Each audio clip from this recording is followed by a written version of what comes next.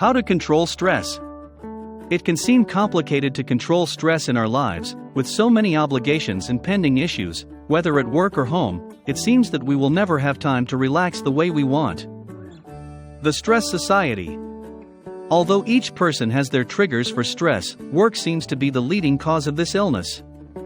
The corporate environment requires a series of skills and attitudes that we cannot consistently deliver, especially if they are at the same time. Some of the stress factors at work are frequent transformations, insertion of new work models and technologies, poor administration, excessive workload, obsession with competitiveness, long hours, and disregard for the employee's personal and family life. Few people know how to manage stress in the workplace, as they are always too busy with the subsequent demand to make sure they aren't getting worried sick. 7 powerful strategies for managing stress. 1. Recognize what causes you stress. You can breathe deeply to promote relaxation, think pleasant and pleasurable thoughts, and not identify with what is happening. In other words, don't take anyone's pains, not even yours. Try to live in the moment without thinking about how emotionally exhausted you will be afterward. There are more advantageous ways to use your energy, such as looking for an effective solution to the problem. 2. Don't keep your problems inside you. Try to solve your problems as quickly as possible. Use an abuse dialogue to restore tranquility within you and the other. If you don't have someone to vent to, consider visiting a psychologist, who is an impartial person with knowledge of human behavior. 3. Learn to delegate priorities. One of the enormous consequences of today's society is exhaustion or chronic stress.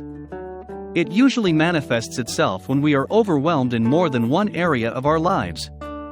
To prevent this from happening: 1. Develop a system for delegating priorities for each appointment. 2. Do not try to embrace everything at once, as this scenario never works. 3. Remember that old sayings slowly go away, and do one thing at a time, prioritizing activities with a greater degree of urgency.